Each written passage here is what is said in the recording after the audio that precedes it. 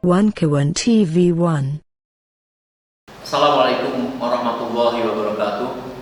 Alhamdulillah, saudara yang berbahagia, pada pagi hari ini saya bersyukur bisa bertemu dengan para senior kita, di mana kita tahu bahwa rakyat berharap bahwa setelah pasca pemilu itu terjadi satu ketenangan, kebaikan. Tapi justru kita tahu, kita kira bahwa presiden yang lama yang tinggal tentunya menghabiskan masa jabatannya, tentu diharapkan tidak mengeluarkan satu kebijakan atau kejutan-kejutan yang baru. Tapi kita tahu bahwa ternyata jangankan di luar, di tengah-tengah masyarakat, di DPR dalam beberapa hari ini kita lihat juga ternyata terjadi satu gejolak, baik di dalam dengar pendapat dari para menteri dan tentunya dengan anggota DPR, baik itu masalah tapera atau masalah IKN dan lain sebagainya timbul lagi. Yang aneh itu memang mengeluarkan kebijakan yang sebenarnya itu bisa saja dikeluarkan kebijakan oleh pemerintahan atau presiden yang akan datang. Misalnya masalah tapera itu, apakah diperkirakan mereka akan berbuat baik pada masyarakat untuk memberikan rumah pada rakyat yang belum punya rumah? Tapi justru sebaliknya rakyat sudah menyangka bahwa ini bukan untuk memfasilitasi rumah rakyat, tetapi ingin mencari atau memaksa mendapatkan uang segar dari tengah-tengah rakyat. Dan banyak hal yang lain. Menteri Agama mengatakan bahwa memberikan izin atau memohon izin kepada para haji, uang yang di haji itu bisa digunakan untuk IKN dan lain sebagainya. Nah, oleh karenanya pada pagi hari ini ada tiga senior kita bersama saya, ada Bapak Dr. Marwan Batubara, ada Bapak Majen Sunarko, ada Pak Prof. Antoni Budiawan yang saya kira lama tidak memberikan pencerahan atau petunjuk lah, atau apa yang kita bisa berikan kepada masyarakat supaya masyarakat itu menjadi tenang bahwa ternyata pendirian para senior itu masih lurus gitu. Karena sekarang ini para senior itu sudah mulai mempunyai pendapat lain tentang keadaan yang akan datang. Nah, saya berharap juga para guru besar sedang memberikan suara bagaimana untuk kebaikan bangsa kita ke depan. Apakah bisa membangun kebangkitan nasional ini di atas situasi yang nampaknya semakin diadu domba. Apa yang saya maksud itu, satu lagi masalah misalnya tambang. Tambang itu tahu-tahu ada satu kejutan, pemerintah memberikan bagian kepada para ormas-ormas. Nah, itu pun juga rakyat menganggap bahwa ternyata ini hanya mencari pembelaan atau ingin membuat ormas yang kritis supaya tidak kritis karena mendapat itu. Nah, kami mohon dalam beberapa sebelum yang terjadi ini kami berharap pandangan dari Bapak Prof. Antoni, Pak Sunarko dan Pak Marwan. Mungkin saya mohon kepada Pak Antoni. Ya. Terima kasih Om Lid. Ini pemerintahan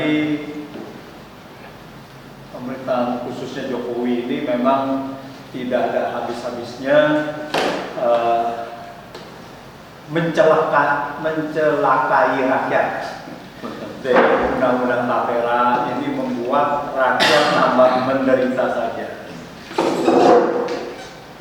IKN belum selesai, uang APBN sudah terserap puluhan triliun, kalau nggak salah saya dengar 100 triliun, tapi hasilnya tidak ada. Uang terserap APBN di sana itu salah satunya adalah membuat rakyat bertambah miskin, membuat membuat subsidi itu dikurangi. Jadi ini yang seharusnya hak rakyat tetapi dibuat di sana, dialihkan ke IKN yang saat ini masih tidak jelas. Tidak jelas dalam arti begini. bahwa IKN ini seharusnya adalah melanggar konstitusi. Nah, kita lihat badan otorita itu apa? Kalau nggak salah, badan otorita adalah dianggap sebagai pemerintah daerah. Maka itu namanya daerah ibu kota Nusantara. Badan otorita adalah kepala daerah. Kepala daerah ini berbentuk badan otorita, pemerintah daerah berbentuk badan otorita, ini melanggar konstitusi pasal 18 yang mengatakan Indonesia terdiri dari provinsi, kabupaten, dan kota. Tidak ada yang dari badan otorita. Dan kepala daerah untuk gubernur untuk provinsi, kabupaten, dan kota itu adalah gubernur, bupati, dan wali kota. Dengan konsep badan otorita, artinya pemerintah pusat menganeksasi pemerintah daerah. Aneksasi saya katakan. Karena PBB, pajak bumi dan bangunan, harusnya milik siapa? Harusnya milik daerah, wali kota atau kabupaten. Provinsi aja tidak menerima itu kecuali dari bagi hasil. Nah, sekarang kalau ini dikuasai oleh badan otorita, artinya PBB itu dibayarkan masuk ke APBN. Ini konsep yang sangat salah, yang sangat dirusak sekali. Gitu. Lalu kita bertanya, kenapa Presiden Jokowi ini nekat melanggar undang-undang dengan membentuk pemerintah daerah berdasarkan badan otorita? Kenapa? Saya melihatnya, menganalisa saya adalah karena kalau itu tidak badan otorita, maka tidak boleh APBN gelontorkan ke sana untuk membangun. Karena kalau itu adalah pemerintah daerah dalam bentuk daerah khusus, ibu kota atau apapun, maka yang wajib membangun itu adalah pemerintah daerah. Boleh pemerintah dengan APBN membangun misalkan jalan dan sebagainya, infrastruktur dasar itu boleh, bisa. Tetapi apakah boleh membangun juga sampai rumah dan sebagainya seperti sekarang? Bagaimana dengan otorita datangnya? Badan otorita datang adalah administrasi. Di Batam ada badan otorita, ada Pemda. Kalau kita PBB bayarnya ke tetap ke Pemda. Dia adalah hanya administratif mengelola satu itu kawasan untuk bisnis. Tapi dia sendiri kalau dia udah ada lahan itu dia sendiri harus bayar PBB dan dia masuknya ke situ gitu ke pemerintah daerah. Sama juga seperti badan otorita Labuan Bajo, badan otorita Danau Toba, gitu kan? Bagaimana badan otorita Danau Toba yang terdiri dari 8 kabupaten itu lalu dibilang bahwa itu adalah dari pemerintah pusat? Iya. Kan itu menjadi aneksasi. Jadi kita ada 2 kabupaten di Kalimantan Timur, lalu dibilang 256.000 hektar itu milik pusat. Diambil milik dari badan otorita. Artinya apa? Milik pusat artinya. Jadi daerah ini nggak paham atau nggak berani untuk otorita IKN ini? Ya mungkin mendapat tekanan. Pastinya mendapat tekanan dan ini adalah itu. Nah, jadi kalau kita lihat badan IKN ini, pembangunan IKN ini akan mangkrak. Dan kalau ini terjadi mangkrak, dan jangan lupa bahwa ini adalah penyebab yang menjadi mangkrak ini, uang negara yang diberikan dengan melanggar konstitusi harus dituntut terus. Rakyat harus menuntut ini, harus ada pertanggungjawabannya gitu kan, tidak bisa diam saja. Gitu. Nah itu satu mengenai IKN. Mengenai tapera, ini juga tabungan perumahan rakyat ini adalah satu peraturan yang tidak dipikirkan secara menyeluruh. Jadi di sini ada unsur untuk mementingkan kepentingannya sendiri, yaitu apa? Mungkin ini untuk pendanaan, di mana sekarang ini APBN defisit, dananya mau diambil dari mana? Ini menjadi pertanyaan. Karena apa? Tabungan masyarakat secara nasional ini hanya 8.000 aja, sekitar 8.000 triliun, Pak Narto. Tabungan nasional Indonesia itu sekitar 8.000 triliun. Utang pemerintah sudah 8.000 triliun, dan itu harus di roll over terus. Dan setiap tahun bertambah 500-600 triliun dari sekarang itu. Dari mana dia? Uang dana haji sebagian besar sudah masuk ke sana.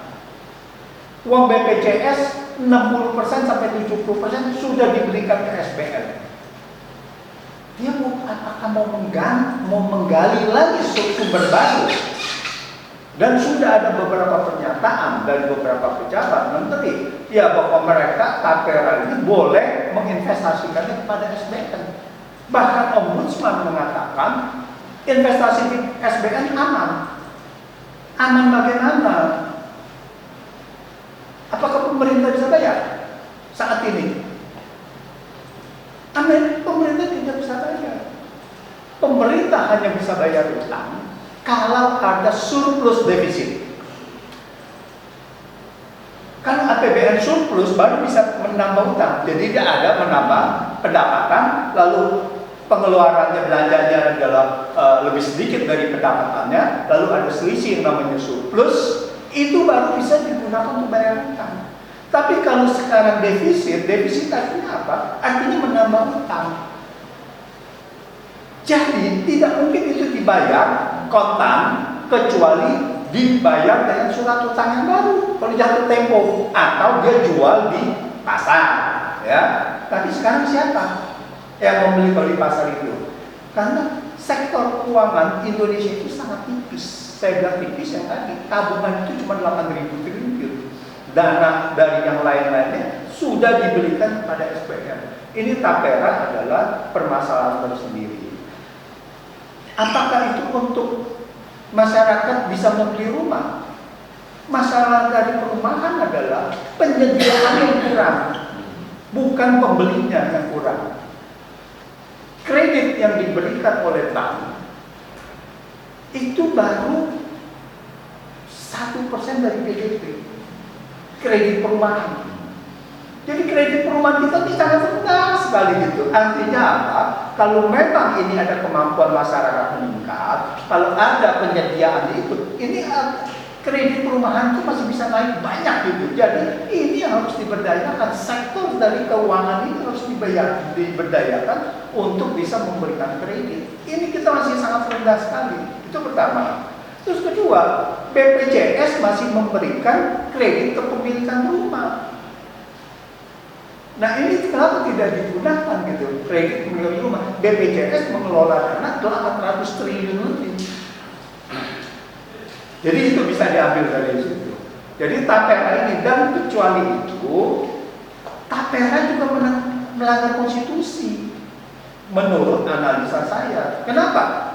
Karena ini wajib kan, tabungan wajib kan, langsung dipotong gitu.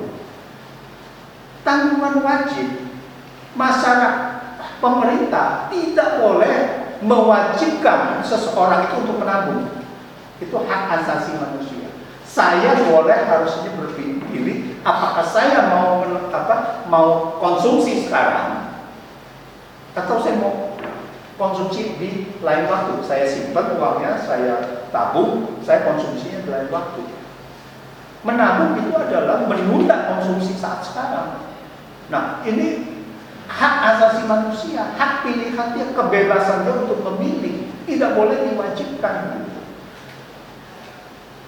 Apalagi sudah eksplisit sekali diberikan hak kebebasan manusia itu di Konstitusi pasal 28 ABC dan sebagainya itu sampai sekian.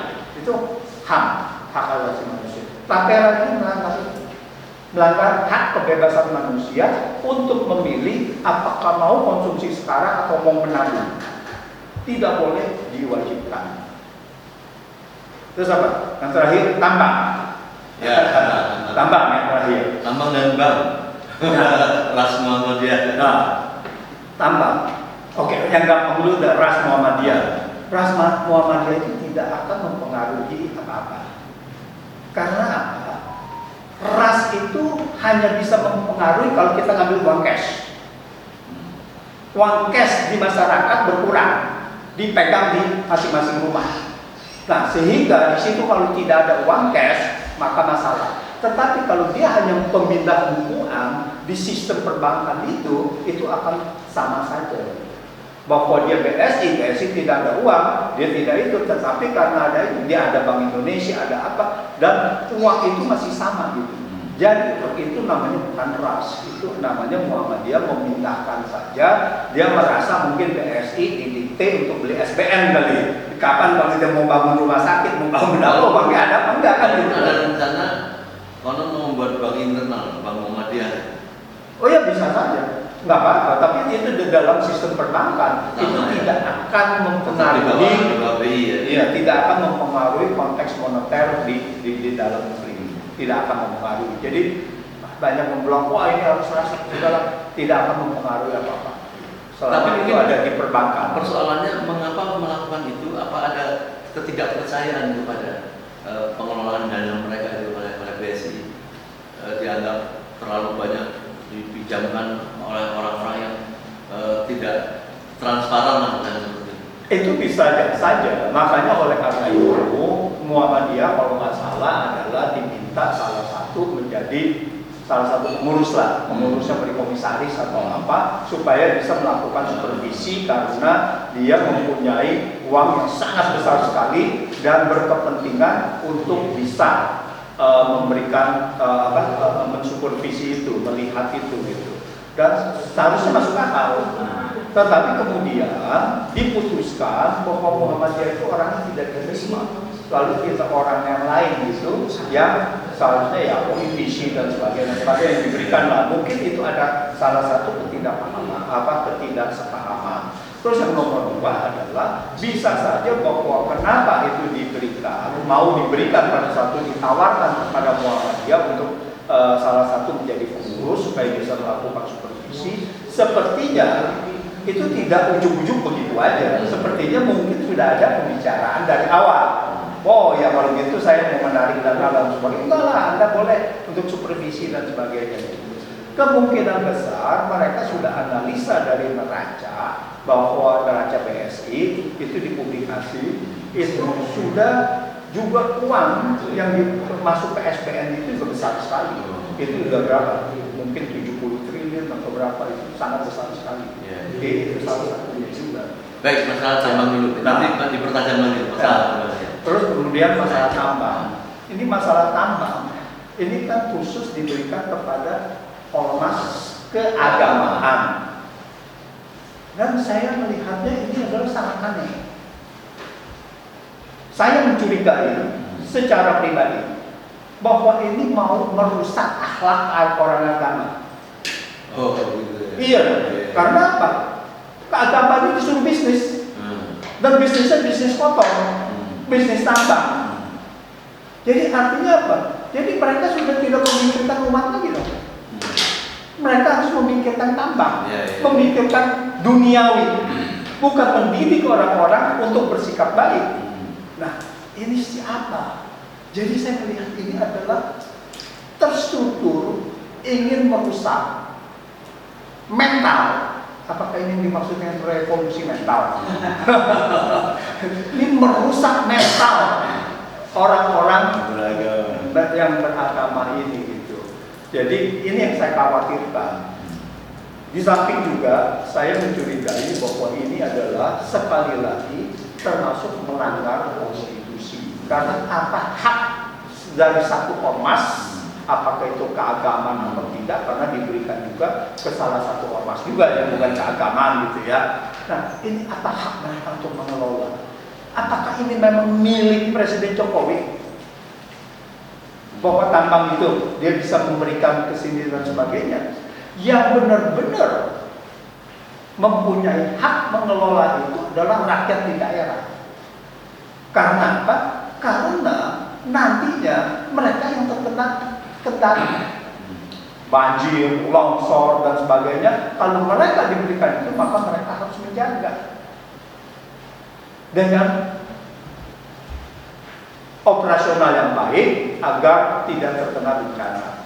Dan kita lihat Indonesia sebelum tahun 1945 adalah tidak ada yang namanya negara Indonesia. Kita adalah negara yang mempunyai kerajaan-kerajaan. Anggap aja lah ada kerajaan Kutai Timur, ya kan? Nah, rakyatnya di situ ada. Nah, harusnya kalau mereka pada saat tahun 1945 tidak menyerahkan kedaulatan kepada Indonesia, mereka itu mungkin bisa berdiri sendiri. Seperti Aceh, bisa saja mereka berdiri sendiri pada saat itu. Kalau dia tidak menyerahkan mau bergabung pada Indonesia, karena Indonesia tidak ada pada saat itu. Dan jangan lupa, Belanda sudah membagi Indonesia pada perjanjian Renville, ya, setelah Lingkar Jati, janjian Renville itu menjadi 17 negara, menjadi 16 negara bagian plus Indonesia bersatu. Itu satu. Tapi kemudian tahun 1950 daerah itu setelah tahun 49, ya, konferensi meja bundar 27 Desember 1949, kemudian 3 bulan kemudian, 2 bulan kemudian daerah satu-satu menyerahkan. Oke, kalau itu yang 17 negara bagian itu mengatakan saya bergabung dengan Indonesia. Saya bergabung. Ada juga negara Pasundan pada saat itu.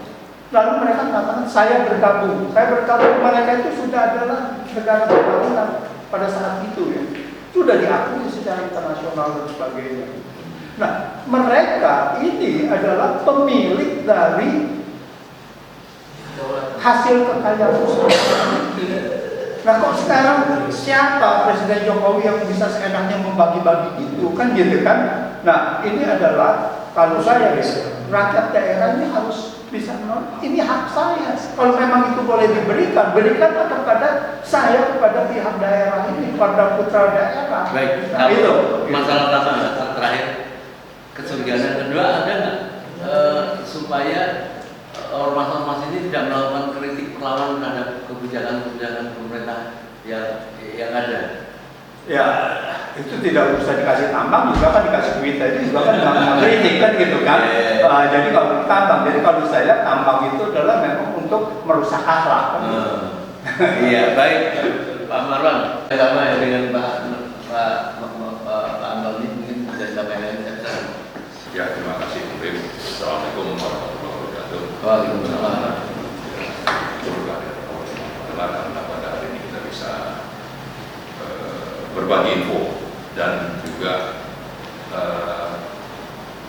mengingatkan baik itu kepada pemerintah, penyelenggara negara maupun kepada rakyat. Jadi tujuannya antara lain itu ya, berbagi informasi tapi sekaligus mengadvokasi untuk kepentingan bersama kepada siapa? Kepada penyelenggara negara, terutama pemerintah, DPR dan juga rakyat. Nah, mungkin saya mulai dengan IKN. IKN ini kalau kita merujuk kepada kebijakan dan keputusan pemerintah di awal penetapan rencana pembangunan IKN itu disebutkan anggarannya sekitar 466 atau 467 triliun, dan di situ diakui atau direncanakan pemerintah akan menanggung sekitar 90 triliun atau 89,6 tepatnya triliun. Kemudian ada modus yang namanya public private partnership atau KPBU, itu kerjasama pemerintah atau BUMN dengan swasta, itu jumlahnya kira-kira 250 triliun. Lalu yang ketiga swasta, itu sekitar 120-an triliun. Itulah rencana awalnya. Nah, ternyata sejak 2022 sampai nanti akhir 2024 itu akan dihabiskan dari APBN sekitar 72 triliun. Jadi kalau rencananya menyebutkan tentang bahwa proyek ini secara keseluruhan nilainya 467 negara hanya menanggung sekitar 89 triliun. Ternyata baru 2 tahun itu sudah mencapai 72 triliun. Artinya sudah terjadi manipulasi, kebohongan publik, ya. Bisa saja memang rencananya itu 89 dengan harapan swasta itu akan investasi, lalu modal KPBU itu juga berjalan. Nah, ternyata yang dua ini tidak jalan sehingga pemerintah harus menanggung. Nah, ini menjadi beban bagi APBN. Nah, kalau sudah jadi beban APBN, artinya apa ya? Uang negara yang sangat minim untuk investasi itu, yang lebih banyak itu rutin ya, itu akan terserap ke sana dan bisa saja akhirnya nanti subsidi itu akan dikurangi atau pajak dinaikkan. Misalnya tahun yang lalu itu PPN naik dari 10 menjadi 11. Rencananya nanti dari 11 mau jadi 12. Artinya rakyat ini akan dihisap terus. Belum lagi nanti dari yang lain-lain. Jadi subsidi akan dipotong, siap-siap untuk misalnya harga BBM naik, tarif listrik naik, dan berbagai subsidi untuk pangan juga akan berkurang. Ujungnya proyek mercusuar ini yang tidak jelas untuk siapa sebetulnya, kalau kita lihat ini akan membuat rakyat itu akan sengsara. Siap-siap aja sengsara. Itu satu hal yang perlu kita ingat dari proyek IKN. Maka kalau sekarang ini ada gerakan untuk menolak IKN, saya kira ini harus kita dukung. Hentikanlah itu sebelum nanti APBN itu terus menjadi korban. Ya, karena faktanya swasta yang dulu punya komitmen untuk dari luar terutama untuk ikut investasi di IKN itu kan pada mundur ya, ada yang dari Jepang, ada yang dari Timur Tengah seperti Qatar atau Kuwait atau juga Saudi Arabia, itu kan mundur. Kemudian dari Eropa juga sama, mundur semua. Lalu yang namanya KPBU juga sama. Kalau memang ini belum jelas ya untuk apa, bagaimana ini sebetulnya ke depan prospeknya, ya KPBU juga tidak akan ada kemajuannya. Karena itulah kalau ini terus dipaksakan, apalagi yang namanya Joko Widodo itu katanya pada HUT 17-an 2024 ini nanti akan diadakan di IKN. Ini apa ini sebetulnya? Apa kepentingannya harus ada itu sebagai target yang harus dipenuhi, lalu mengorbankan APBN, lalu nanti ujungnya mengorbankan rakyat. Nah, karena itu saya kira kita harus bersikap tegas bahwa ini harus dihentikan. Syukur kalau Prabowo sebagai presiden terpilih, meskipun kami dari petisi 100 itu tidak mengakui ya, karena kita konsisten dengan tuntutan bahwa ada 3 tuntutan, yaitu makzulkan Jokowi, tolak hasil Pilpres, dan kita minta terutama tolak Prabowo Gibran, lalu adakan Pilpres ulang terutama. Itu kita masih konsisten, tapi bisa saja itu hanya tuntutan kita tidak terpenuhi dan Prabowo itu akan melanjutkan dilantik pada 20 Oktober 2024. Nah, kalau sampai nanti setelah dilantik Prabowo melanjutkan ini, saya kira Prabowo melanjutkan terjadinya pemerasan kepada rakyat, karena itu sudah dimulai. Tadi subsidi akan dikurangi, pajak dinaikkan, dan sebagainya. Belum lagi nanti ada berbagai program untuk mendapatkan penerimaan lewat SPN ke APBN. Tadi Pak Antoni sudah menyinggung tentang tapera misalnya, atau dari yang lain-lain. Jadi banyak hal yang akan dilakukan yang akan menyengsarakan rakyat kalau ini proyek IKN diteruskan, dan kita berharap ini tidak dilanjutkan oleh Prabowo. Kemudian kalau terkait tambang, sebetulnya pasal 33 itu menyebutkan bumi, air, dan kekayaan alam yang ada di dalamnya itu dikelola negara, dikuasai negara. Kata kuncinya dikuasai negara untuk sebesar-besar kemakmuran rakyat. Nah, kata-kata penguasaan negara ini sudah diperjelas oleh putusan MK nomor 36 tahun 2012.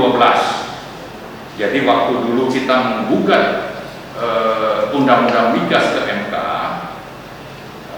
cukup banyak tokoh termasuk itu dari Muhammadiyah, termasuk Pak Bin misalnya. Kita gugat itu lalu turunlah putusan nomor 36 tahun 2012. Yang dimaksud dengan penguasaan negara itu ada 5 aspek.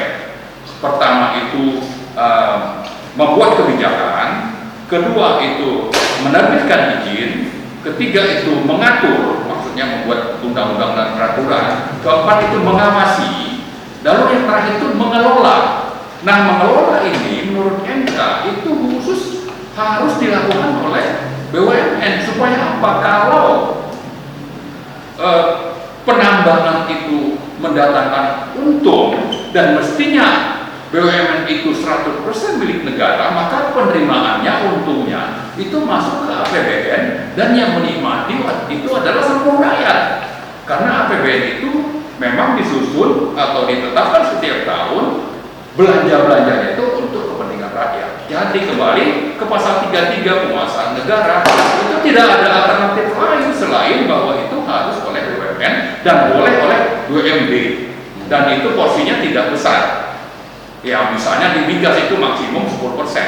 Tapi intinya yang ingin kita ingatkan kepada pemerintah, kepada DPR, dan juga kepada ormas-ormas yang akan mendapat privilege itu, seandainya ini dilakukan, maka Anda termasuk orang-orang atau kelompok yang terlibat dalam pelanggaran konstitusi, terutama pasal 33 dan putusan MK nomor 36 tahun 2012. Begitu gamblang sebetulnya. Nah, kalau bicara Pancasila ada pasal 4 atau ada masalah keadilan misalnya ya, maka jelas kalau ormas yang satu dapat, ormas lain tidak dapat, ini tidak adil. Apalagi kepada rakyat yang tidak ikut berormas, terlibat dalam satu ormas. Begitu ormas satu dikasih kesempatan dapat untung, maka anggota ormas itu dapat untung, ya. Tapi yang tidak berormas atau misalnya NU dapat, yang saya non NU bagaimana? Saya bukan NU misalnya, itu jadi tidak adil. Itu dari bicara tentang moral aspek Pancasilanya misalnya. Tapi yang paling basic tadi, karena ini negara hukum, rujukan utamanya itu adalah konstitusi, lalu diturunkan ke undang-undang, maka kalau ini tetap dijalankan, maka telah terjadi pelanggaran konstitusi dan pelanggaran hukum yang mestinya ini otomatis dihentikan. Ya, saya menyambut tadi yang disebutkan oleh Pak Antoni tentang peran dari ormas-ormas yang bergerak di sektor keagamaan, ya, bahwa ulama-ulama yang ada di ormas-ormas keagamaan itu kita berharap menjadi pengawal moral dari rakyat, dari negara ini, dan bagi pejabat-pejabat maupun bagi anggota-anggota parlemen. Mestinya mereka menjaga itu, sehingga mereka harus menunjukkan contoh.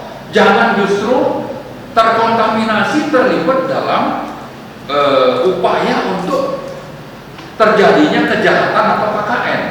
Karena di sisi lain, saya mengkhawatirkan ada motif tersembunyi di balik pemberian izin ini kepada ormas-ormas itu. Ya, apakah ini dalam rangka menjinakkan, atau bisa juga mungkin dulu dijanjikan waktu pemilu, ya, ini ada yang menjanjikan mungkin untuk mendukung paslon tertentu, tapi tidak bisa dieksekusi. Misalnya ada rente yang harus dibayarkan, lalu dikompensasi dengan izin tambang misalnya. Tapi itu mungkin terlalu jauh. Tapi saya kira ini perlu kita ungkapkan. Kita perlu minta kejelasan, atau kita mencurigai motif di balik pemberian izin ini. Ya, jadi jangan sampai nanti motif ini dalam rangka bayar balas jasa misalnya harus dieksekusi, tapi ujungnya itu melanggar konstitusi dan tidak adil terhadap seluruh rakyat yang ada di negara ini. Jadi karena itu tidak perlu sebetulnya berpanjang-panjang lagi, meskipun PP-nya sudah diterbitkan, itu PP nomor 25 2024, itulah rujukannya. Ini harus segera dicabut supaya ini konjang ganjing ini tidak terus berlanjut. Ya, kita ingatkan kepada pemerintah, kepada DPR, kepada seluruh rakyat untuk melawan dan meminta menuntut supaya PP 25 itu segera dicabut supaya gonjang-ganjing ini tidak berlanjut. Nah, tapi di sisi lain saya khawatir ya bahwa bisa saja ini sengaja diterbitkan untuk pengalihan isu. Ya, sebagaimana juga kasus Vina misalnya, Tapera dan sebagainya.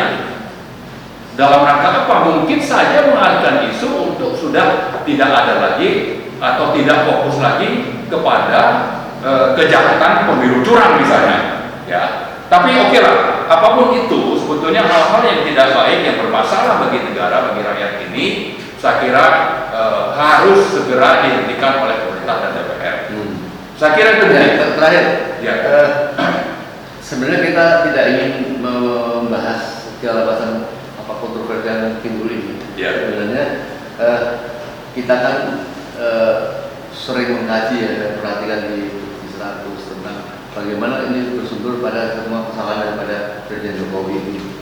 Nah, apakah yang dikatakan misalnya salah seorang si Pak Saifullah Segaf, dia mengatakan bahwa pokoknya begitu turun masa jabatan dia, kita akan tuntut secara hukum. Ya. Apa tidak mengatakan sebagaimana gembar-gembar dia harus diturunkan, karena kalau kita dari posisi 100 sudah melihat pelanggaran hukum atau undang-undang dari pasal 7A itu gitu. Ya. Apa yang bisa dilakukan koreksi terhadap penguasa yang masih terus melakukan hiruk-pikuk yang sedang tadi? Oke, jadi kembali kepada latar belakang pembentukan petisi 100 di bulan Maret-April 2023 dan pembacaan tuntutan pemakzulan Jokowi di bulan Juli 2023, maka sebetulnya petisi 100 itu konsisten untuk terjadinya pemakzulan. Syukur kalau ini bisa terjadi sebelum Jokowi lengser, meskipun di sisi lain sebetulnya bahwa dasar atau alasan atau delik untuk terjadinya pemakzulan terhadap Jokowi itu semakin hari semakin bertambah ya. Jadi kalau kita urut misalnya dulu kita punya 7 atau 8 pasal dalam Undang-Undang Dasar yang dilanggar, ternyata bertambah ini. Misalnya Pak Antoni sudah sebutkan tadi tentang Tapera, ya kan. Lalu ini terbit lagi PP, ini juga tambah lagi alasan pemakzulan itu. Jadi makin kesini makin banyak, dan ini terjadi kenapa? Karena tidak berfungsinya DPR dan tidak pedulinya rakyat yang seharusnya melakukan perlawanan. Nah, maka prospek untuk terjadinya pemakzulan dalam 4 bulan berapa, seminggu 2 minggu ke depan ini memang sangat kecil, ya. Tapi biar begitu saya kira kita tidak boleh berhenti. Minimal kita mengingatkan bahwa jangan dikira kita akan berhenti setelah beliau turun. Kita akan terus menuntut pertanggungjawaban terhadap pengkhianatan Jokowi atas konstitusi yang jumlahnya lebih dari 10 pasal di dalam konstitusi itu sendiri. Lebih dari itu, jadi kita akan terus melanjutkan perlawanan atau advokasi dan mengajak rakyat bahwa seandainya pun beliau turun lengser di tanggal 19 atau 20 Oktober 2024, bukan berarti kita menganggap dia bebas dari berbagai pelanggaran dan pengkhianatan yang telah dilakukan.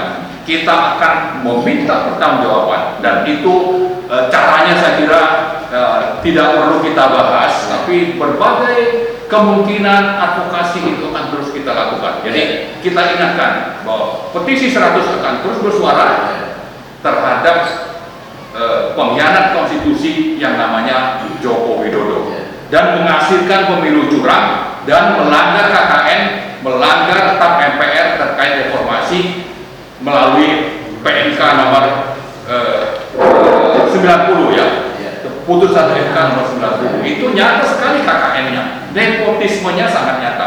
dan ini saya kira tidak bisa kita lupakan. Saya kira itu. Baik, nanti saya mohon kasih closing statement juga Pak Marwan dan Pak Antoni. Ini Pak Marwan, saya kira sudah mendengar panjang lebar lah dari apa yang dibahas Pak Antoni, Pak Marwan.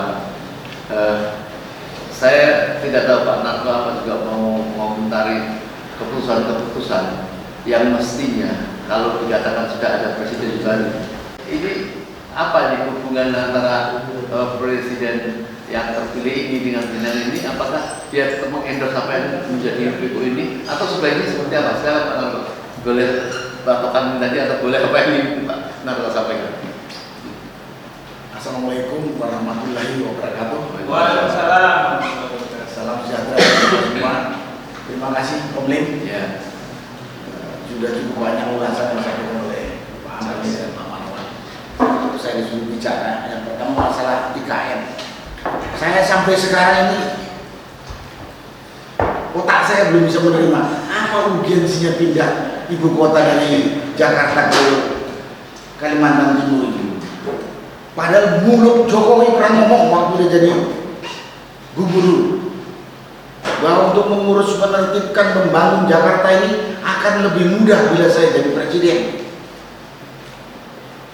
Berarti seharusnya kalau dia jadi presiden, dia bisa tertibkan Jakarta, dia bisa bangun Jakarta menjadi ibu kota yang representatif dan menyenangkan gitu. Tapi tahu tiba-tiba kabur mau memindahkan ibu kota ke IKN, dan kita tahu IKN itu masih hutan belantara yang apa? Yang tidak melalui survei yang cukup, dan lebih ininya lagi kita nggak punya duit. Kita hutang. Ini kan orang konyol yang benar. Dan pembantunya mengiyakan saja. Termasuk institusi yang harusnya mengawasi, DPR menawai.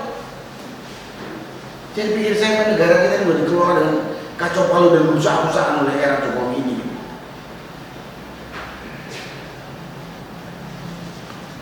Dia mengatakan dulu, saya kalau nanti bisa jadi presiden, Pak tidak jadi gubernur, akan lebih mudah memberesin Jakarta yang ya mungkin sering banjir, yang macet katanya. Tapi dia harus pindah. Berarti kan sudah ingkar ya dengan omongan dia. Ini orang nggak punya malu dan orang tidak punya bertanggung jawab. Nah kalau pemimpin kayak gitu rusak. Yang lebih parah lagi kita ngutang. Kan jadi penyakit. Buntutnya kalau udah ngutang rakyat yang menderita. Tapi rakyat juga kok saya lihat tenang-tenang saja nih. Ya karena represifnya pemerintahmu. Jadi saya katakan apa urgensinya? Itu kalau melihat Jakarta sekarang. Nah kemudian kalau kita lihat dari banyak sisi, terutama dari sisi pertahanan, ini di ujung utara Indonesia berbatasan darat langsung dengan negara tetangga, dekat laut internasional, laut Cina Selatan. Siapa aja bisa masuk situ. Kan begitu gampangnya kalau nanti terjadi kondisi yang terjadi perang lah gitu. Kita kan tidak tahu ke depan ada perang atau tidak ada perang. Tapi selama manusia masih punya nafsu akan terjadi. Kita ingat sejak zaman Romawi sampai perang dunia kedua itu, sampai sekarang di Eropa juga ada perang. Kita malah memindahkan ibu kota dari Jakarta ke sana sebetulnya malah meningkatkan kerawanan dan perang. Tidak ada peran TNI untuk memberikan nasihat atau masukan terhadap masalah. Aku nggak tahu, aku bukan TNI kan. TNI sendiri menang saja. Ini biar dengar bang nih TNI. Dia nggak memberi masukan. Atau dia nggak ngerti, atau memang mulutnya dibuka. Tapi dari sisi pertahanan negara pindah ke sana itu membuat banyak kerawanan. Itu yang saya katakan, menyampaikan. Mana utang negara? Tadi sudah saya lihat Pak Antoni itu membangunnya itu membutuhkan berapa? 500 triliun. 500 triliun membangun infrastruktur yang diperlukan. Nanti memobilisasi manusia dan alat ke sana mungkin segitu juga. Loh, kalau pindah ibu kota, berapa banyak orang yang harus dipindahkan ke sana? Berapa banyak alat harus dipindahkan ke sana? Tentunya dari Jawa pasti kan. Wah, habis berapa ratus triliun lagi, ngutang lagi.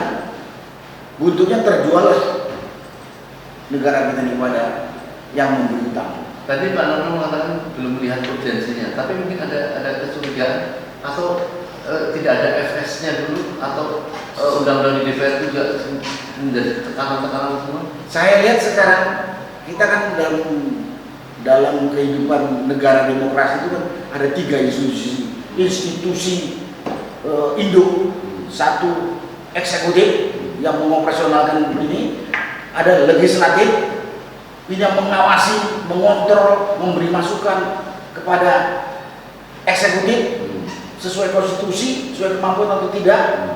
Kemudian ada lagi yudikatif yang menegakkan dia. Saya lihat 3 institusi ini udah jadi satu di bawah kontrol eksekutif. Terus kalau bilang FS segala macam, kalau ditanya mereka ada, tapi banyak tulisan saya lihat katanya tidak pernah ada ini studi tentang geologi dan lain sebagainya katanya. Sekarang air tidak ada segala macam, berarti kan FS-nya kan nggak matang. Nah, kalau air tidak ada dan kalau hujan banjir. Nah, makanya dulu katanya Jokowi, saya kalau presiden mungkin bisa ngatur Jakarta lebih baik untuk, ya salah satu di antaranya saya ingat ya, di samping mengatasi kemacetan juga ini banjir. Nyatanya yang mau ditempatin jadi ibu kota yang masih hutan dan juga banjir kok. Dan katanya lebih dari 1 meter itu banjir. Lebih dari 1 meter. Cuman media memang nggak meramaikan, tapi kita yang dapat informasi kan tahu semua. Jadi pikir saya, perkiraan saya, dugaan saya, Jokowi ingin membangun mercusuar supaya namanya dicatat sebagai Presiden Republik Indonesia yang bisa memindahkan ibu kota ke sana. Kalau nggak jadi justru dia dicatat sebagai pengkhianat. Dan arah ke situ udah banyak terlihat sekarang. Contohnya, ketua otoritas dan wakil ketua otoritas mundur. Nggak tahu alasannya apa. Kalau dia mundur berarti ada sesuatu itu kan. Nah, saya baca berita lagi, Luhut mengatakan, ya kalau dia nggak mampu ya kita mundurin gitu. Dan lain sebagainya. Jadi pikir saya ini ego Jokowi membuat mercusuar dengan hutang agar dia dicatat sejarah sebagai orang yang bisa memindahkan Jakarta gitu kan. Ada yang satu lagi mau menghapus sejarah dia. Mungkin mau menghapus sejarah Tentang ibu kota berada di Jakarta. Ya, Jakarta ini kan punya catatan sejarah luar biasa. Kita merdeka, kita lahir di sini.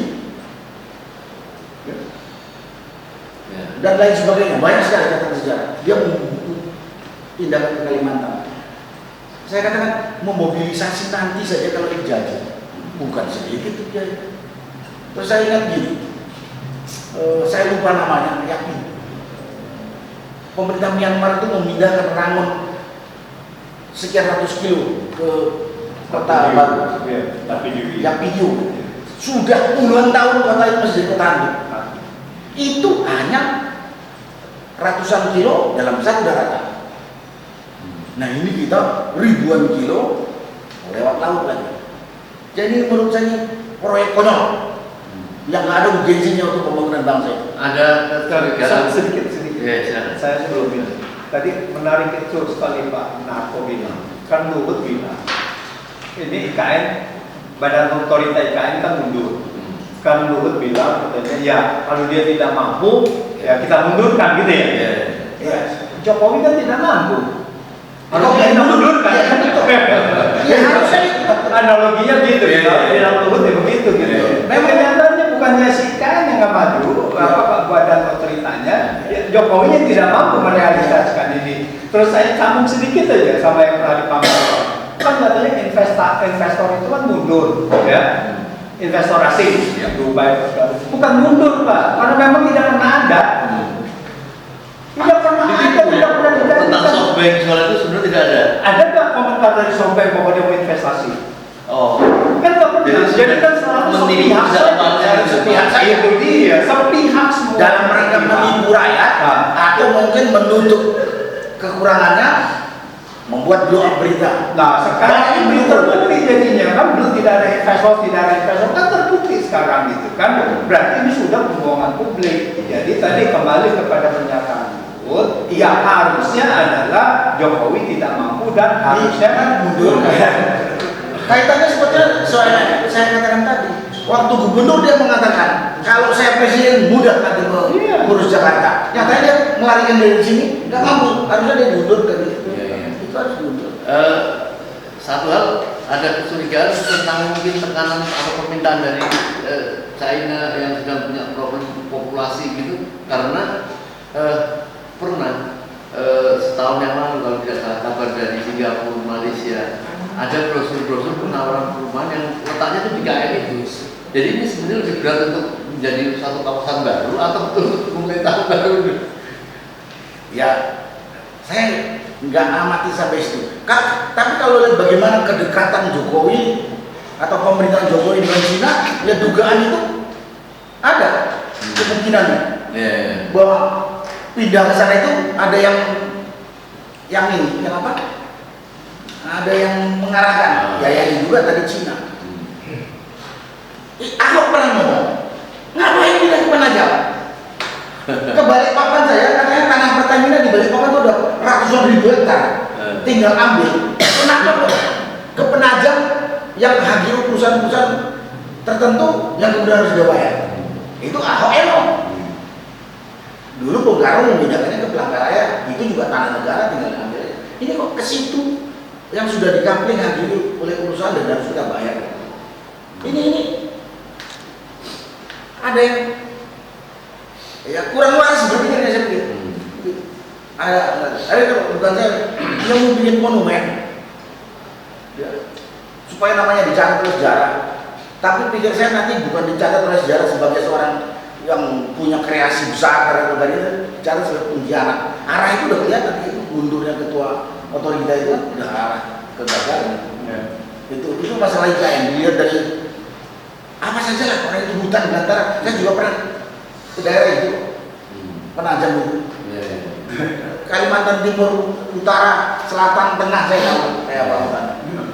Jadi aneh menurut saya, apa urgensinya? Cari penyakit. Itu kalau komentar saya tentang IKN. Cuma itu masalah tambang. Yang pemerintah menawarkan ormas-ormas untuk mengelola tambang. Pikir saya ini ormas kan punya visi misi tertentu, apalagi ormas keagamaan. Ormas keagamaan itu kan dia membina umatnya untuk taat, untuk menjalankan perintah agamanya, bukan untuk cari untung. Buntutnya kalau dikasihkan ke ormas keagamaan atau ormas yang bukan keagamaan, dia akan cari pengusaha juga. Kenapa kok pemerintah nggak ngasih izin kepada pengusaha yang profesional? Kan ada pajak, ormas itu kasih duit, bangun. Ini apa? Ini dugaan saya untuk mengunci, menyandera ormas itu supaya tidak kritis lagi. Nah, itu yang saya katakan tadi. Konyol saya bilang. Loh, ormas itu udah biasa hidup, ormas, apalagi ormas keagamaan. Saya amati mau di Islam, mau di Kristen, Katolik, di Hindu, mereka itu punya iuran kok untuk untuk menjalankan misi yang dianu, dan itu iuran itu bagian dari ibadah, bukan harus dikasih usaha untuk memperkaya pengurusan. Dan sudah berjalan ribuan tahun. Jadi dugaannya untuk mengunci penyandera supaya tidak kritis. Itu masalah pertambangan. Terus berikutnya apa tadi Pak yang ketiga? Ada Tapera dan sedikit tentang kasus. Kalau ditanya Tapera itu, saya ingat, saya 34 tahun di tentara, ada kena tabungan pajak perumahan, ada asabi.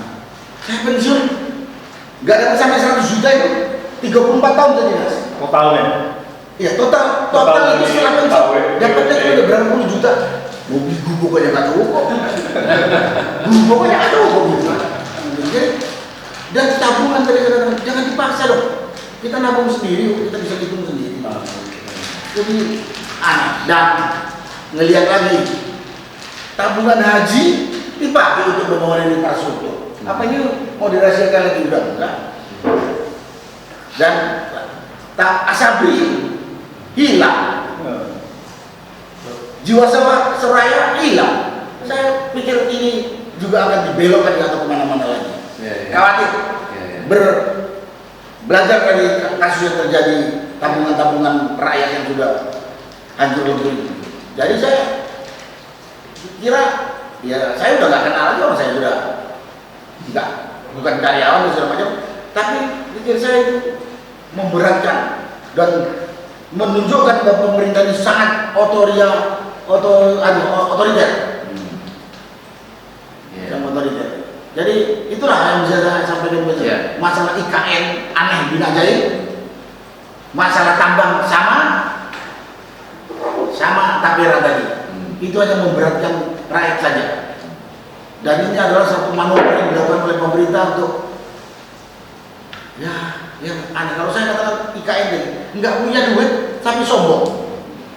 Dan saya yakin di antara ini, di sekitarnya Jokowi itu banyak bekas tentara atau tentara, pegawai atau bekas pegawai. Saya ingat begini, dulu prajurit itu gajinya ya sampai sekarang gajinya prajurit itu kurang atau pas-pasan. Kalau ada kepentingan tertentu, mau beli motor dia atau mau beli mobil, dia harus ngutang. Kalau utang di koperasi setempat nggak cukup, dia pinjam ke bank.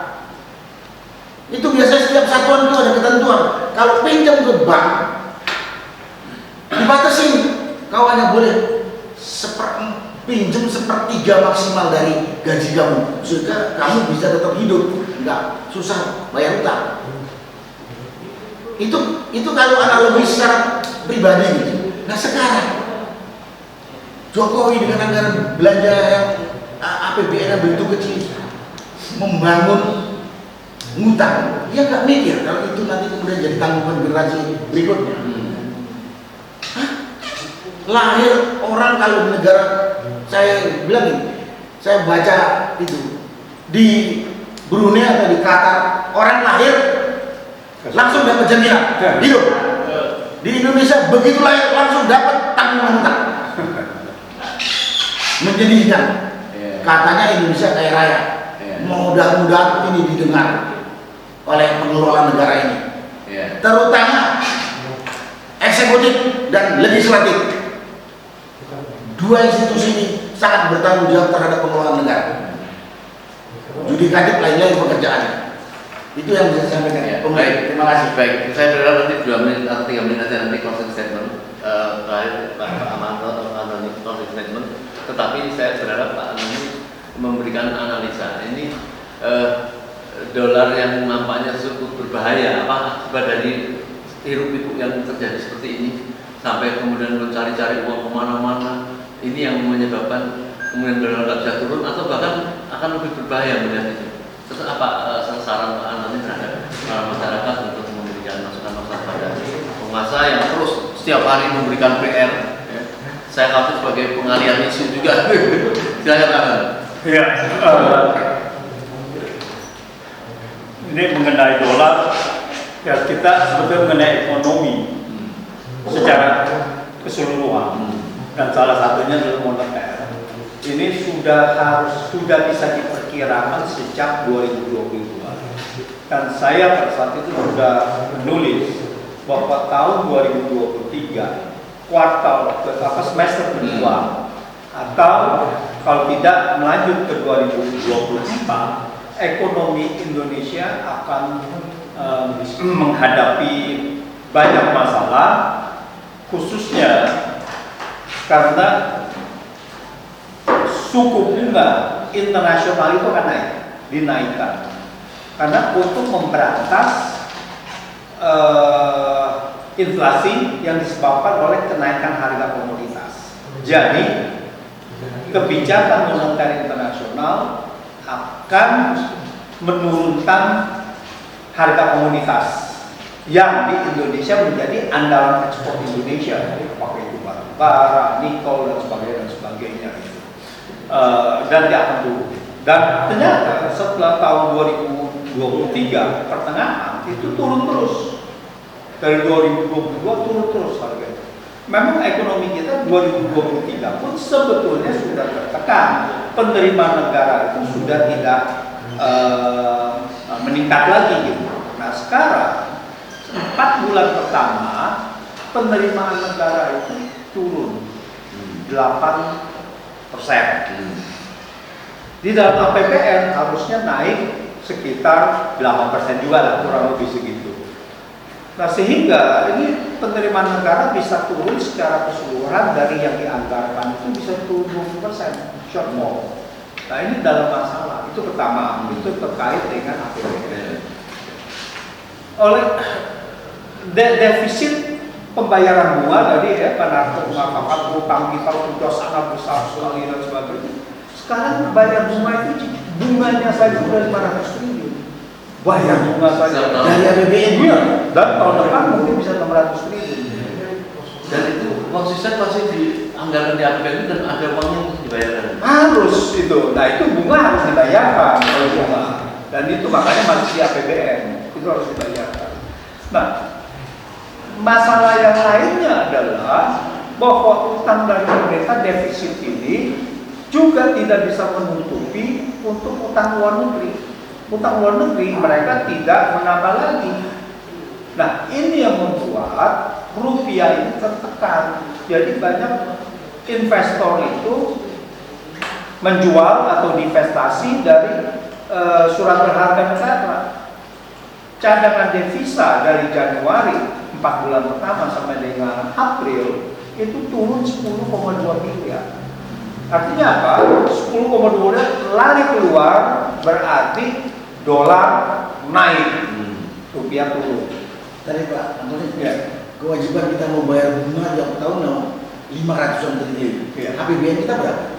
APBN kita cuma 2.000-an, 3.000 kalau belanjanya, sekitar 3.000. Kalau 500 untuk kesini itu udah 20%. Udah 20%. Udah 20%. Iya. APBN. Kalau Bayar utang. pada Bunga utang.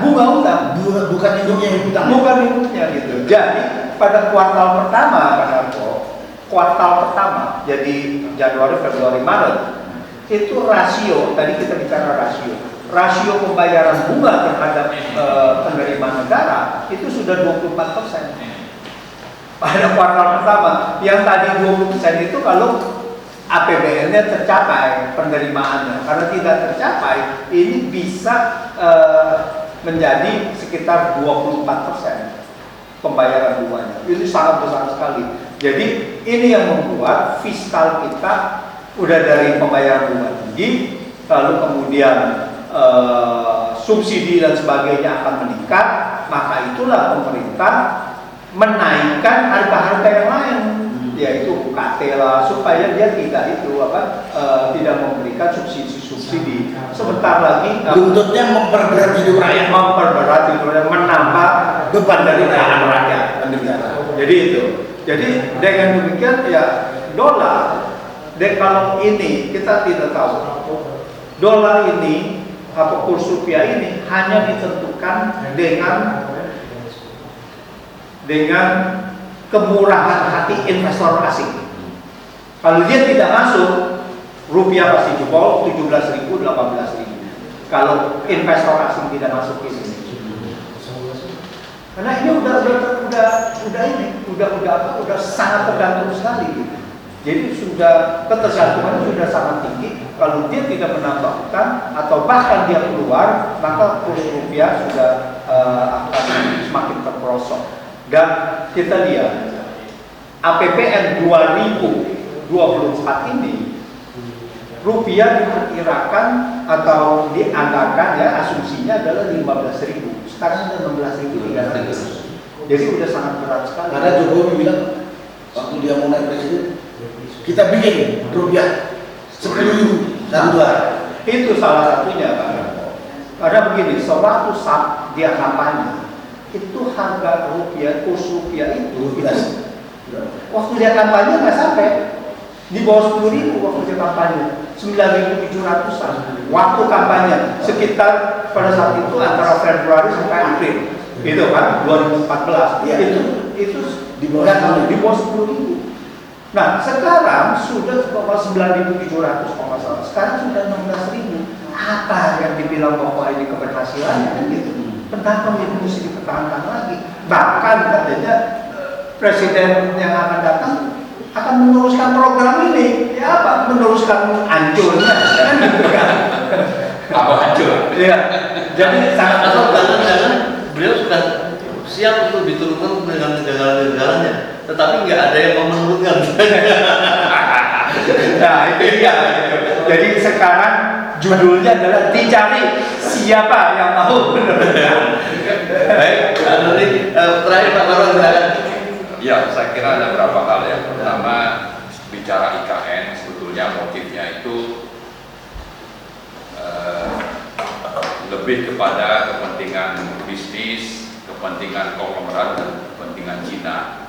Termasuk sebetulnya kalau kita bicara anggaran, ya, biasanya proyek-proyek pemerintah itu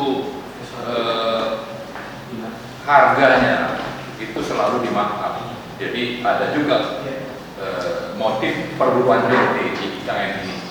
Tapi kita harus ingatkan tadi tentang pendanaan proyek itu sendiri, yang ujungnya itu akan menjadi beban APBN, beban rakyat. Ternyata juga di situ ada kebohongan-kebohongan. Apakah itu kebohongan tentang akan adanya investor, juga kebohongan tentang bahwa ini cuma sekian sebetulnya pakai APBN. Ternyata sekarang saja sudah 72 triliun dibanding yang dulu katanya awalnya pemerintah itu nanti akan hanya menanggung 89 triliun. Baru 2 tahun saja sudah 72. Dan itu belum jelas hasilnya juga tidak, ya artinya ini kebohongan. Jadi ada motif yang bermasalah, ada kebohongan publik, ada kepentingan perbuatan retail yang nanti ujungnya akan menyengsarakan rakyat lewat apa? Lewat APBN yang dipaksa untuk mencari sumber-sumber supaya mampu untuk juga dialokasikan mendanai APBN itu. Dan nyatanya kan sudah ada kenaikan tadi saya sebutkan PPN 10 jadi 11, nanti 11 jadi 12, kemudian APBN bermasalah, subsidi dicabut. Kalau subsidi banyak yang dicabut, siap-siap rakyat itu untuk hidup lebih sengsara. Dan kalau sudah demikian, apakah rakyat itu akan tetap diam? Sudah dibohongi sejak 2021 kalau kita bicara pakai IKN, dan akan ada prospek kesulitan hidup kalau ini diteruskan, maka Anda mau bersikap seperti apa? Saya menantang rakyat ini. Kalau DPR memang sudah disandra, jadi kita tidak bisa berharap. Jangan menantang Pak. Ya. Mengingatkan rakyat supaya sadar. Sadar dan mau melawan. Ya, nah, satu lagi kita ingatkan bahwa Jokowi mengatakan peringatan 17 Agustus 2024 itu akan diadakan di IKN. Jangan sampai ini menjadi momentum untuk tidak bisa dibatalkannya proyek ini. Kalau memang bermasalah, ini tetap saja harus dibatalkan. Toh ini hanya undang-undang, bisa dibatalkan lewat perbicaraan undang-undang baru. Yang terakhir, kita melihat di Indonesia ini bagaimana hampir semua konglomerat terkaya di Indonesia itu pasti punya tambang. Ya, apakah tambang minerba, migas, atau dari proyek-proyek energi listrik. Ya, ini semua adalah proyek yang bernuansa KKN, tapi sekaligus melanggar konstitusi.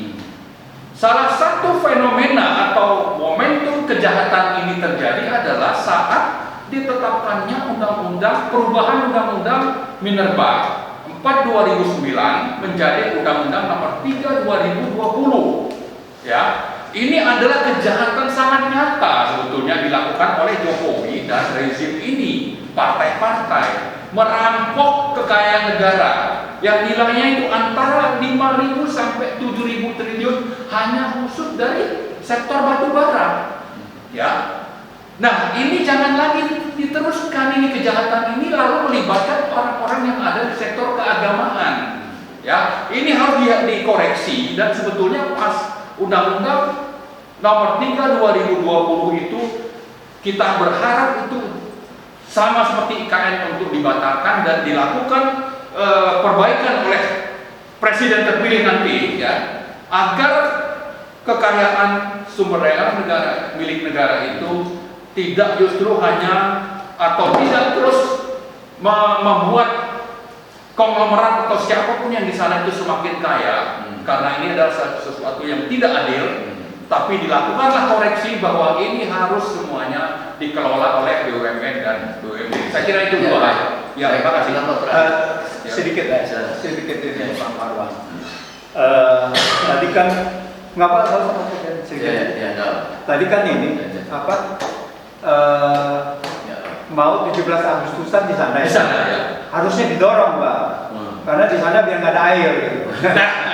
Nggak begini, itu Jokowi sudah mengatakan ini mereka tahu bahwa ini tidak mungkin. Dan dia sudah mengatakan sekarang hybrid. Apalagi ya, ini pembodohan pada publik. Nanti kita 17 Agustusan hybrid, yang sebagian di Jakarta, sebagian ini kita dipimpin oleh ini bagaimana gitu, oleh seseorang yang bicara aja nggak benar, hybrid lah untuk 17 Agustusan dan sebagainya gitu.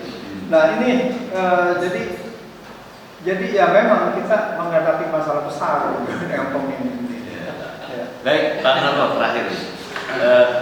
Andai kata presiden terpilih dilantik, seharusnya bagaimana bersikap terhadap kebijakan presiden yang tinggal beberapa bulan ini?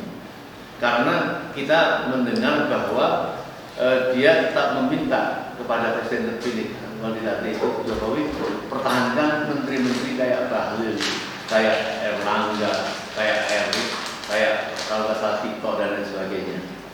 Ini apa rasa kemerdekaan presiden terpilih ini kemudian menjadi seolah masih berkuasa ini? Apakah akan terus seperti itu? Sementara kita tahu bahwa rakyat ini sudah concern sekali terhadap salah satu yang saya sebutkan misalnya Bahlil. Bagaimana dolimnya terhadap rakyat perempuan? Katanya tidak menggeser, cuma memindahkan. Kayak tidak mengusut. Ini kan sesuatu yang sudah jelas salah seperti itu, tidak ada hukuman. Jangan-jangan kalau dijadikan menteri lagi akan melakukan kezaliman lagi seperti yang sudah dan baru-baru ini juga. Saya bilang Pak, terakhir. Susah juga mau minta. Cuma menurut saya nggak waras ini Jokowi. Kenapa? Kalau dia sudah turun, hak presiden pengganti ngatur ini. Nggak punya malu. Dia sudah turun, dia harus legowo. Pemerintah berikutnya, kabinet berikutnya ya justru dia presiden yang terpilih. Saya menduga kenapa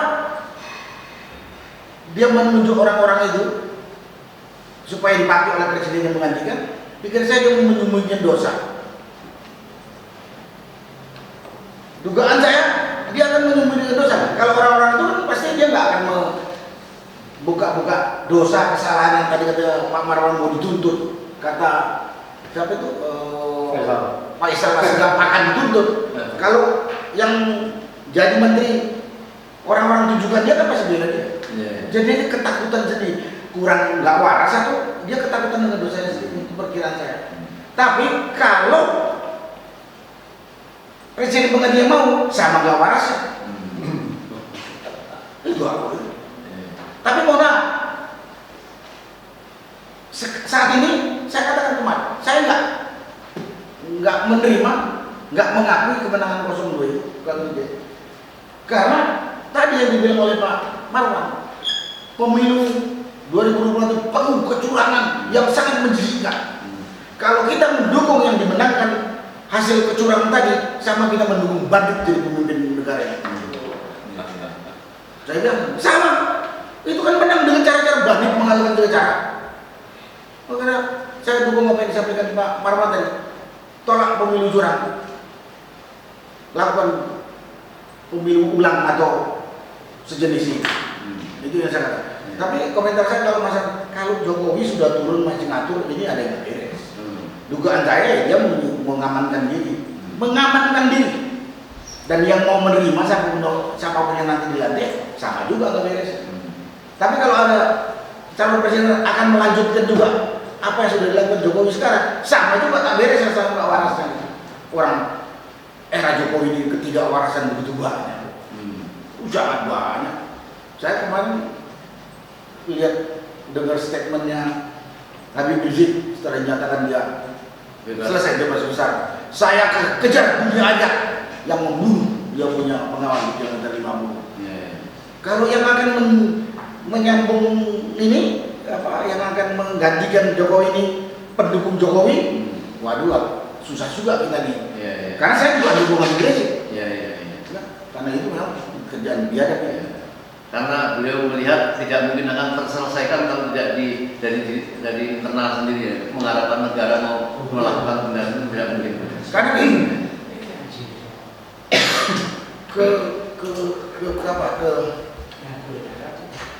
kehancuran moral, kehancuran sistem, kehancuran segala macam sekarang kalau dibiarkan akan menjadi presiden terus menerus nanti sampai kiamat. Ini negara apa namanya sekarang ini kalau itu dibiarkan.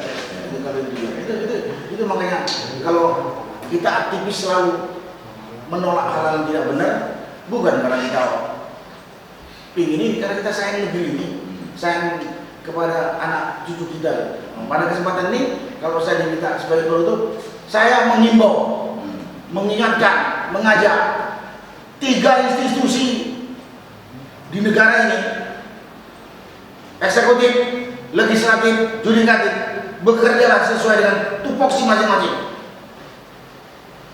Sekarang enggak, sekarang semuanya dikooptasi oleh yang namanya eksekutif dipimpin oleh Jokowi. Saya tidak tahu legislatif yang isinya 500-an lebih orang itu masa nggak ngelihat semuanya nerima. Jadi dia dipilih oleh rakyat, tapi kok hidup oya-oya dibantu rakyat, kok diam saja melihat penderitaan rakyat.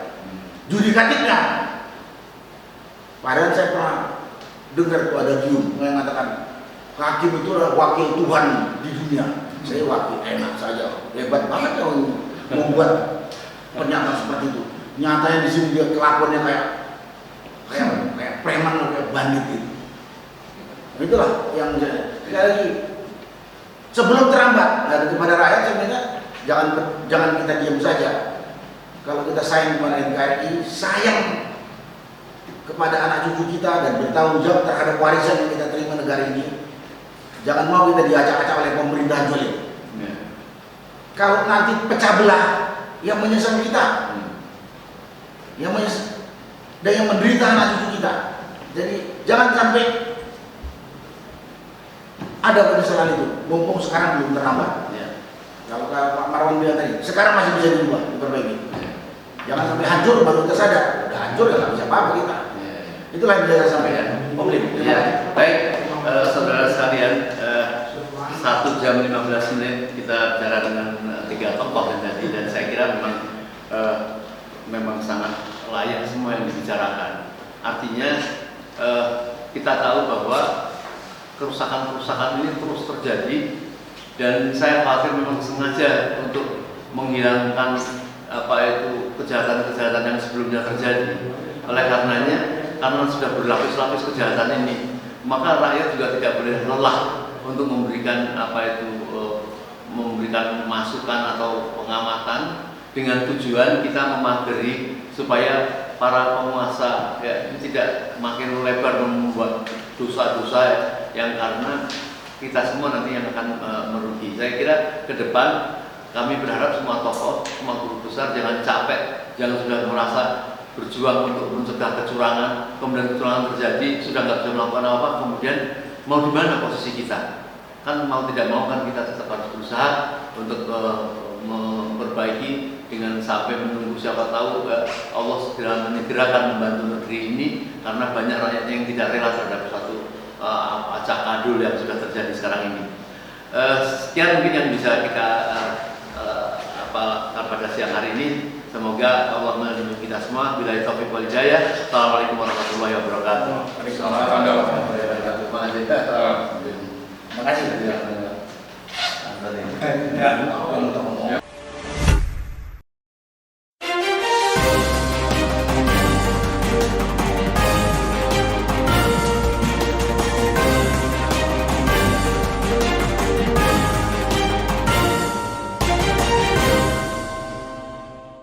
One Kawan TV 1.